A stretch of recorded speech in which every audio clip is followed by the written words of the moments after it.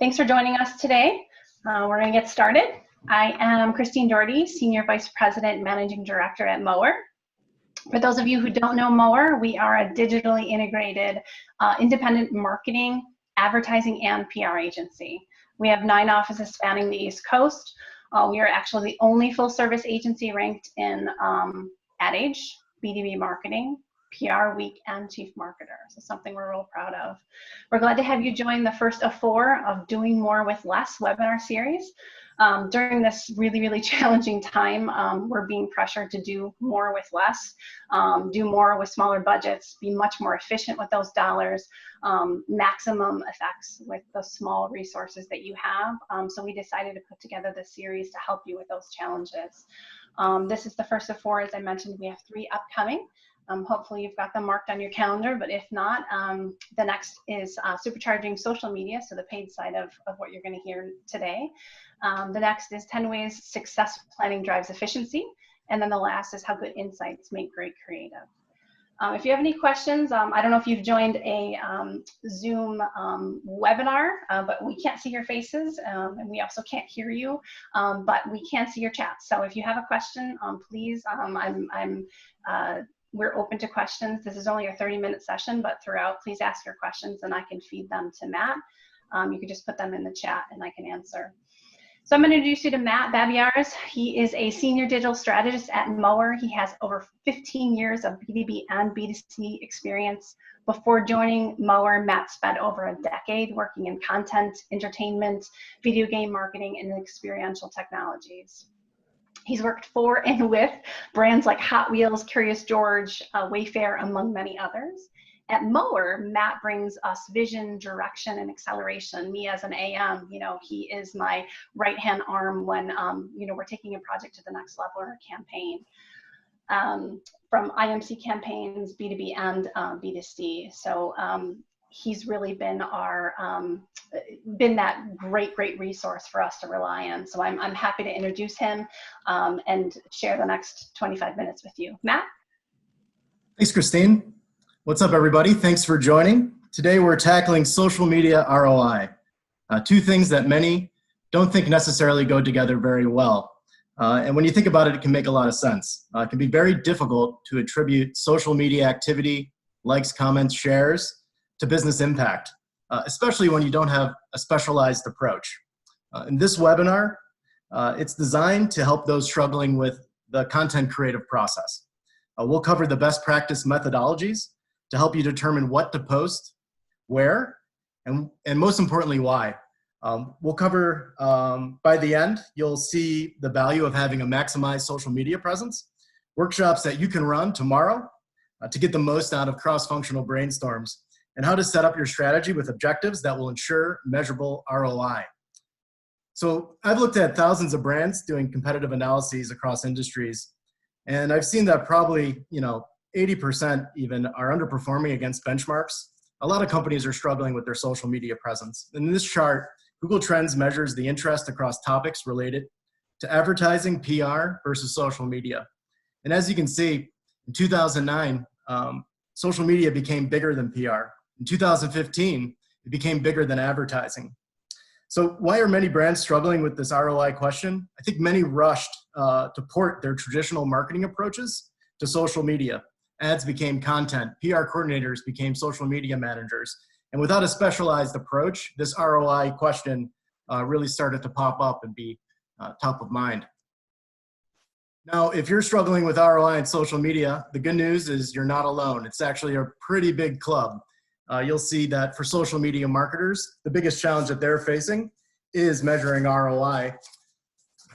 And I think the challenge kind of falls into 3 categories of content groups.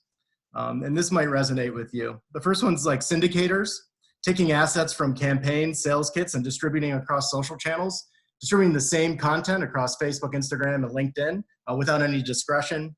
Mimickers, reactively emulating viral posts by big brands, but never really leading.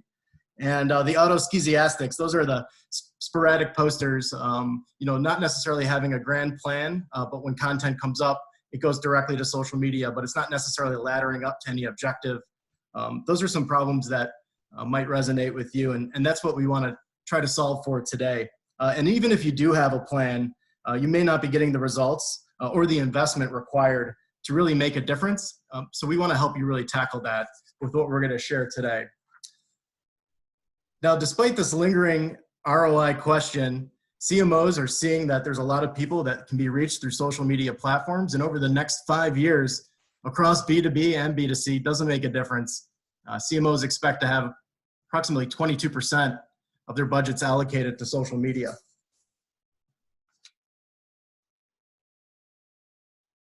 So we better figure this ROI thing out. And in the same study, something that was really interesting to me was there's not necessarily consensus on where social media is designed to drive impact. You'll see that in the survey, the answers that social media marketers gave were all across the consumer journey. Building awareness, increasing engagement, increasing web traffic, generating sales, supporting customers, and increasing brand advocacy. There didn't seem to be a focus on where exactly social media can really help in terms of your overall marketing strategy. And the one thing that the survey didn't really tackle was the two tactical paths offered by social media. The organic side, this is the channels that you manage, the stuff that you can post for free, and the paid side, which is, leveraging the targeting, the powerful targeting technology that these social media platforms offer.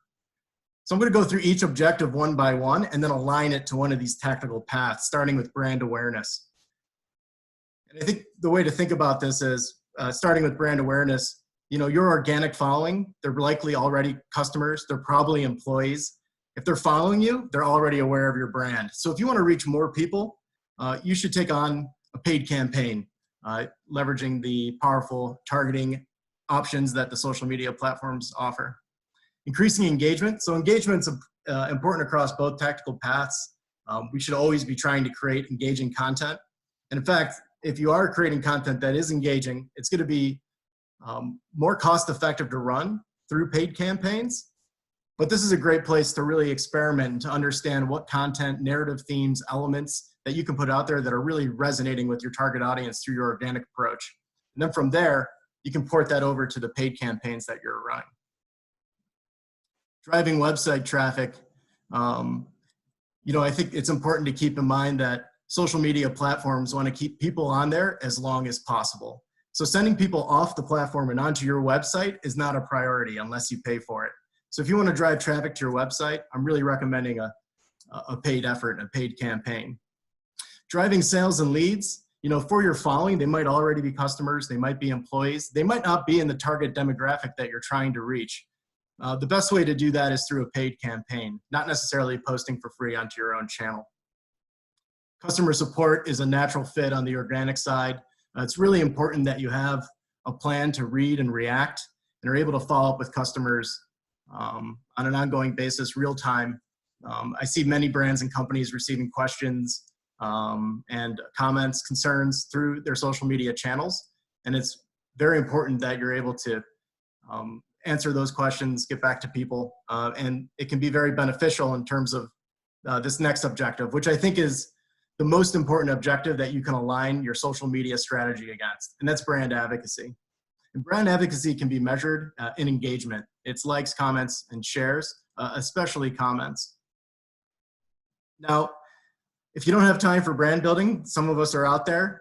We wanted to create an easy cheat sheet so that you can see recommendations across the various platforms aligned to the different objectives that you might be shooting for. Not everyone's familiar with LinkedIn InMail, but it's a killer proposition for driving sales and leads through LinkedIn. It reaches out to people directly in their message box, and the open rate of 40% is very difficult to recreate just through an email marketing campaign itself. You can see the other options for increasing engagement and website visits across these platforms. And for raising brand awareness, YouTube is a great play if you have the video assets to do so. But if you're going to chase short-term gains and just go the paid route, you're going to face some headwinds. First, only 34% of people trust ads on any channel. I certainly fall into that space. And the other side of it is, not everyone's paying attention to their feed and the ads that are coming through. So there's an increasing phenomenon known as ad content blindness. And the other side is people are catching on to the power of these social media platforms, and the cost is increasing 5 times faster than the pace of inflation. So this is why brand advocacy can be such an important objective to go for when you're planning your social media strategy. And by focusing on brand advocacy, you can actually achieve all the objectives that we covered: engagement, awareness, driving sales, and traffic. This can essentially accelerate people through your customer journey. For instance, when highly engaged followers interact with your content, it becomes discoverable to friends and family, and eventually lookalike audiences, audiences similar to your target audience. And this is really how brand advocacy can shift into sustainable growth over time.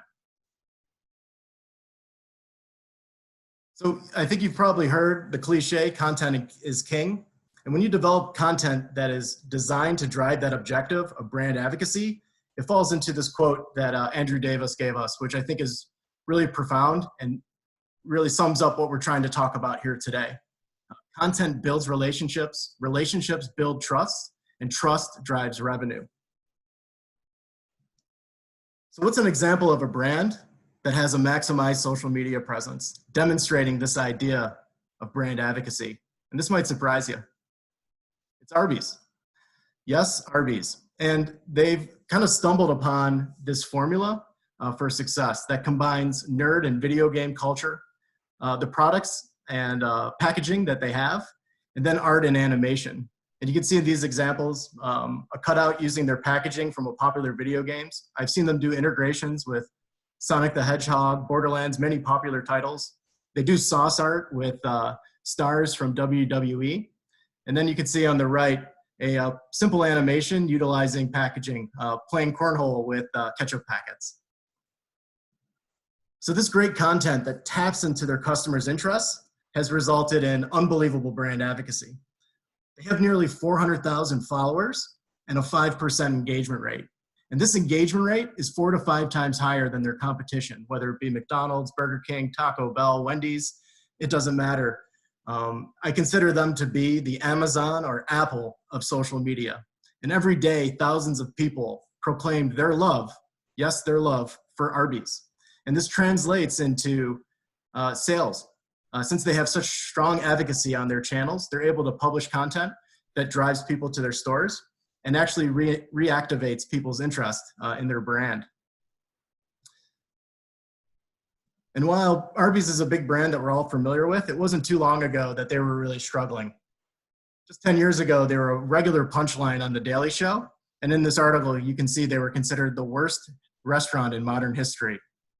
But over time, thanks to embracing social media, starting with interacting with Pharrell, when Pharrell wore their hat and asking for it back from the Grammys, they've really embraced social media, and it's led to this miracle brand turnaround over time. And their VP of marketing is someone that I know. I went to college with him. He's now the CEO of Papa John's. And I doubt he thinks too much about social media ROI when he's flying around in a private jet with Shaquille O'Neal and Peyton Manning. But as part of this miracle brand turnaround, one of the key strategic initiatives was to embrace social media.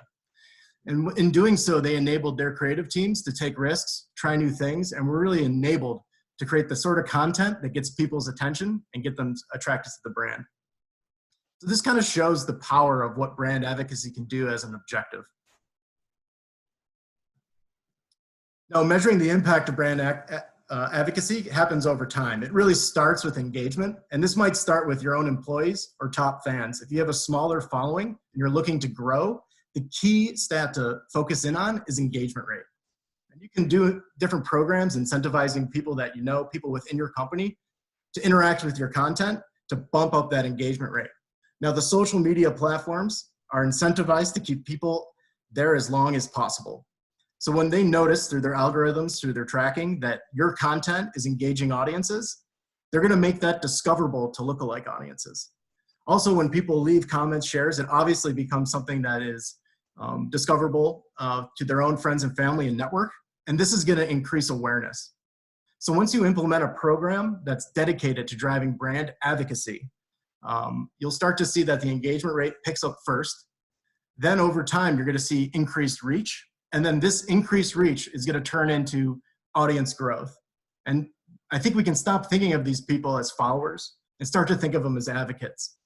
And then from there, with this engaged audience, The goal of a maximized social media presence is self-sustaining marketing. And with this audience engaged, you're able to reach out to them for low to no cost. That's going to translate into bottom line business impact revenue about 3 to 4 months in. So, I wasn't going to be able to present any shortcuts, any simple tricks to really turn this on. I think one of the key strategic mindset shifts is that organic social media takes time. It takes finding the right sort of content that engages your target audience, and it takes emboldening and enabling your creative teams to put content out there that taps into the customer's interest. It becomes a lot less about what content you have to offer. Taking advertisements and putting it in social media is the no-no. It's all about creating content that engages your target audience. So now that we're aligned on objectives and you're setting a strategy with the objective of achieving brand advocacy, how do you start to figure out the proper cadence, when to post, how often to post, what sort of content to post, and how to sort of prioritize the moments that your brand has and translate that into content? So this is called the content maximization framework. And this is something I learned during my time at Hot Wheels. We were really struggling with our audience growth. We had really great, compelling content. We had a compelling product line, but we weren't able to figure out how to really harness it to drive growth in terms of engagement, reach, and overall subscribers and followers. Suddenly we had people come in from Google, YouTube, full screen, and they taught us this content framework.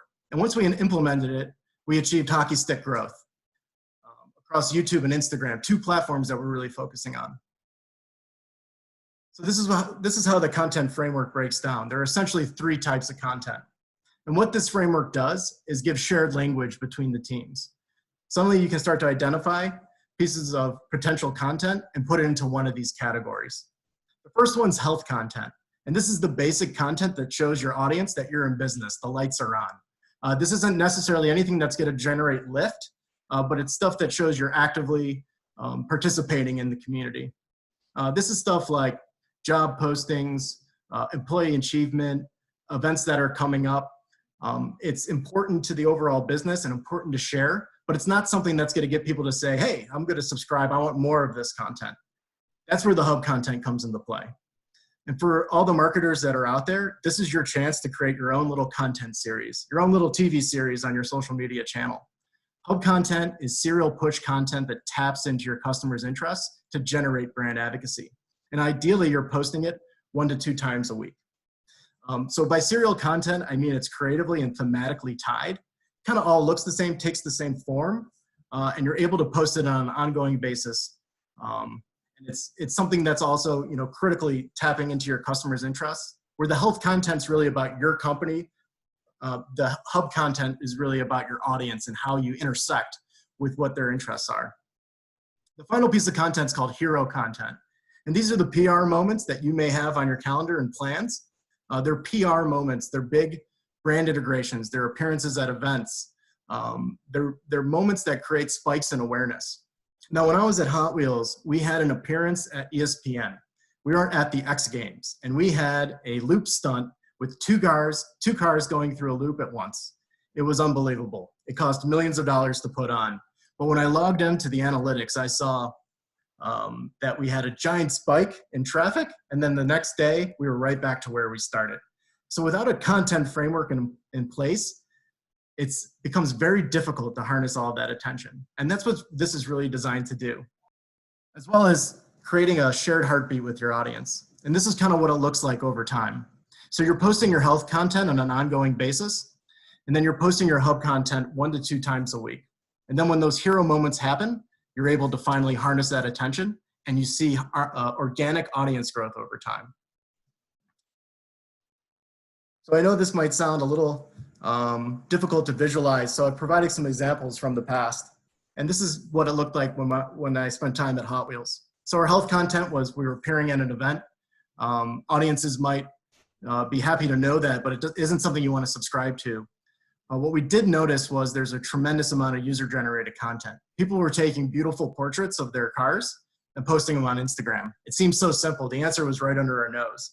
And so we started to participate in the community and started to do the very same type of content that we saw our audience was interested in. To do so, we would take a big bag of cars, go to the beach. We would take about 60 to 100 photos, and we would have all of our content for the next 3 months. It was a really beautiful solution. And then when those brand integrations moment came up, this example is from a time we built a car with the Gas Monkey Garage, Fast and Loud on the Discovery Channel. We found that when we put the small car in front of the big car, we got really big spikes in engagement, growth, and reach. Now I know not every brand is Hot Wheels, but this framework scales. No matter whether you're in B2B, a small audience just starting off or looking to restart. By implementing this framework, you'll immediately start to see some growth. And I think the other big impact is the shared language across teams really helps with collaboration. So when you're working with creative, PR, with leadership, you can start to identify these moments and say, hey, that's health content, this is hub content, this is a hero moment, we should ladder up and plan against this. Also for those hero moments, that hub content, that type of content that you're developing, the form and function of it, can be used to create pre and post buzz of your hero moments. And that's how you can start to really take those big spikes of awareness and attention and start to translate that into meaningful impact. So the hub content is really the key piece. And this is the formula. And if you think back to those RB examples that I showed before, they stumbled upon this formula, and I think it works. It combines these three pieces. First, your target audience's interest. When we think back to Arby's, they were thinking about how they can intersect with video game nerd culture, WWE, what works on the platform. They were posting art and animation, and then their brand value proposition, which is putting forward their packaging and products. So when you're going about figuring out exactly what your hub content should be, you should consider these three elements.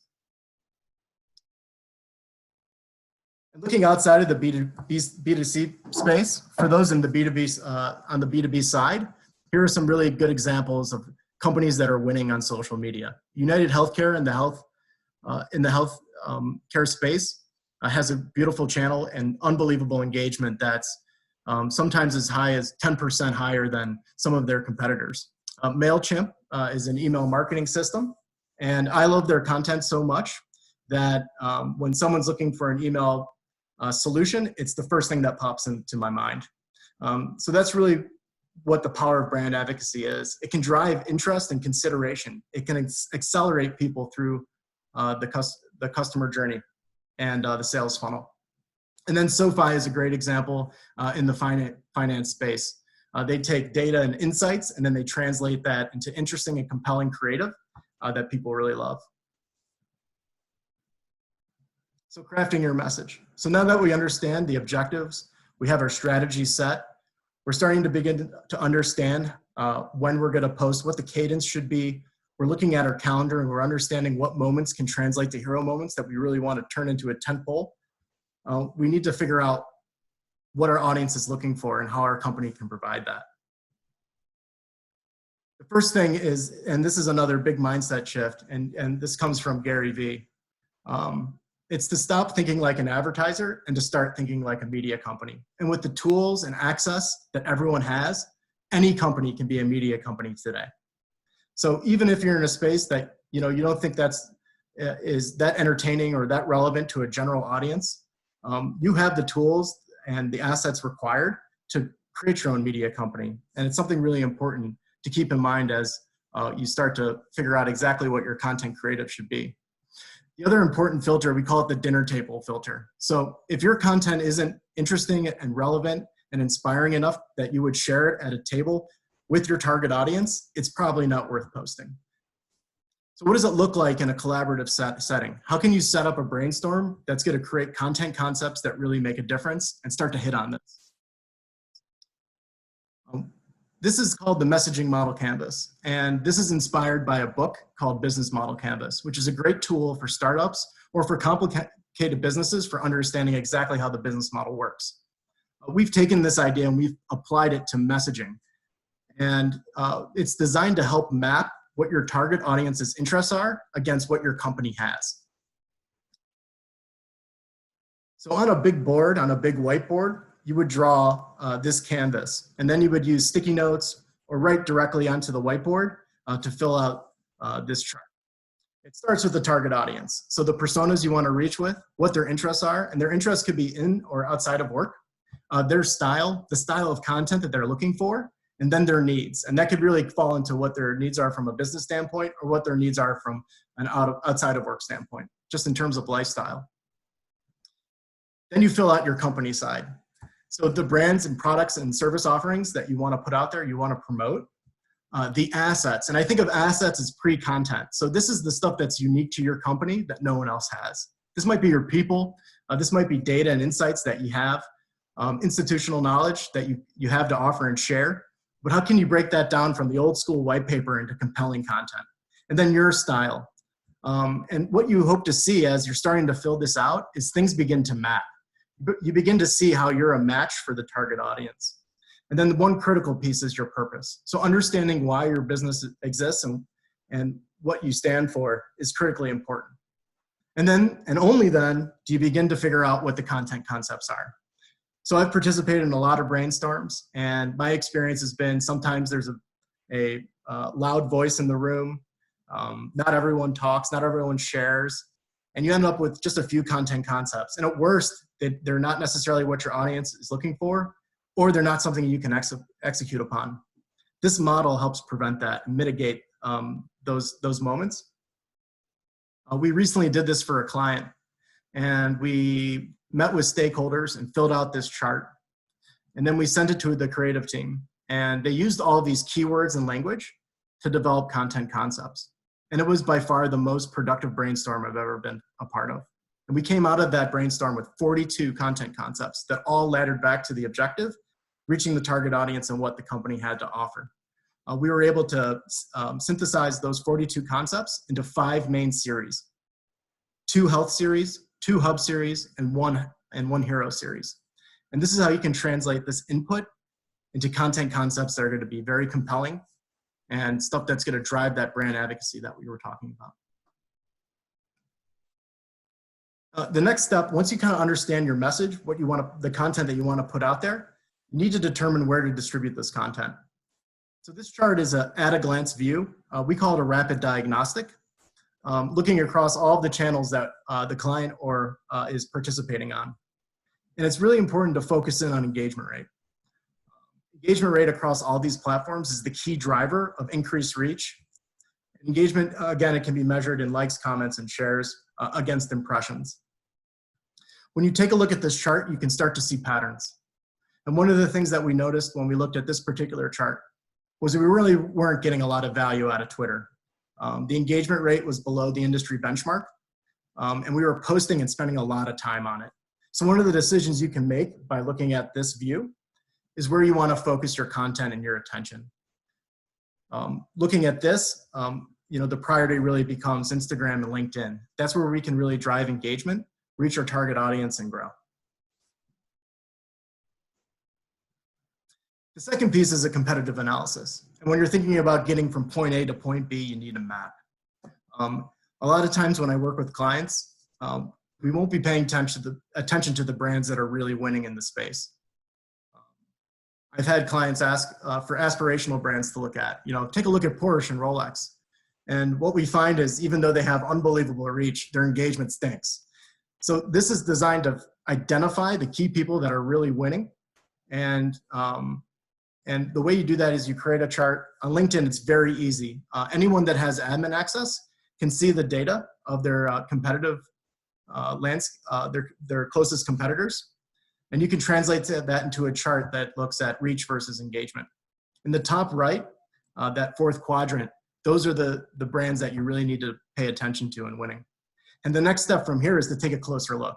What tactics, what are they doing that's really helped driving this unbelievable engagement rate? So for this example, you're looking at Mower's competitive landscape, and you notice that Gray Group really stands out as an example that's really winning.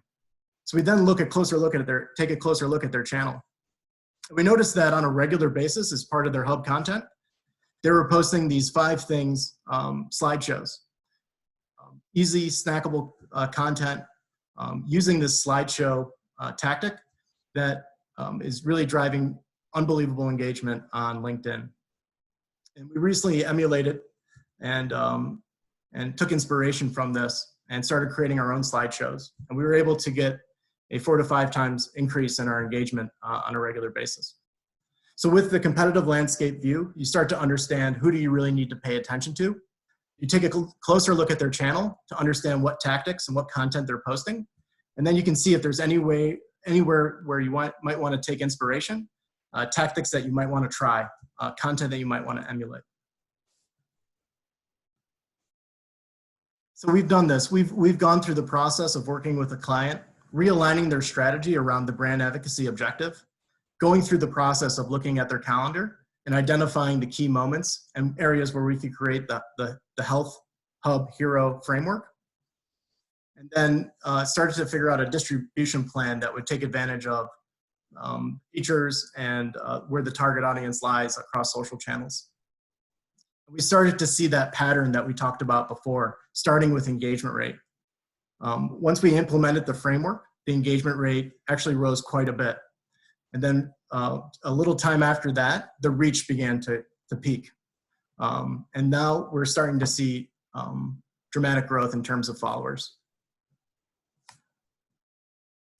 So the recommendation, the key takeaways for today is map your messaging and your objectives against brand advocacy. Embolden your social media and creative teams to take risks, smart risks, and use that messaging model canvas to help create very effective and compelling and collaborative brainstorm sessions, and then install the content maximization framework. As soon as you do, you're going to start to see growth, better collaboration within your teams, and everything's going to start to kind of make sense and get decoded and demystified. The content calendaring process can be so daunting, but by using that framework as a guide, it can become so much easier. So that's a look at how to tackle organic social media. And just as a reminder, next week we're going to look at the paid side. So we're going to get a little more tactical, where today we really wanted to focus on strategy. We're going to look at some tactics for really supercharging your social media. And I would advocate that everyone joins that session as well. And I'll be joined by Crystal Lynn, who's our paid strategist and has a lot of great experience and knowledge to share. And then we have 10 ways of success to drive efficiency and how to take good insights and make them into great creative. So with that, I'm open to any questions that you guys have. Feel free to ask me anything. And Christine, did we receive any questions during the session through the chat? Yeah, thanks, Matt. I know we're a little bit over our 30 minutes, so hopefully for those that want to join for a couple more minutes, I can get some more questions in. We do have one question. Do you see a lot of B2B on Instagram? Yeah, it's a great place to reach some audiences. Now, depending on what your strategy is, LinkedIn is obviously the best place to generate leads. I've seen with many B2B clients, they use Instagram for talent attraction or to raise their own company culture and employee advocacy. Instagram can be a great place to promote and use paid strategies. So, you know, the best way to tackle paid campaigns is to really understand what content is going to drive engagement. If you have engaging paid content, it's going to become more efficient to run. So you may want to try and use your Instagram channel to identify exactly what that is, and then translate that in those learnings and those ideas into your paid Facebook and Instagram. So Instagram's a great channel. It's very cost effective for generating leads. And there's some new tools that are offered to B2B companies to really take advantage of those platforms. So I would strongly consider it. And out of all the 4 platforms we looked at today, it's the place where there's the most engagement currently. So it's a good platform to focus on. Great, thanks. Any other questions that people want to ask? I know we're losing a couple of people. We're a little bit over. Just put them in the box. If not, I think we'll wrap it up just to keep it to our 37 minutes now. And hopefully to see you in 2 weeks for our next webinar session. Thanks everyone for joining. Okay, thanks everybody.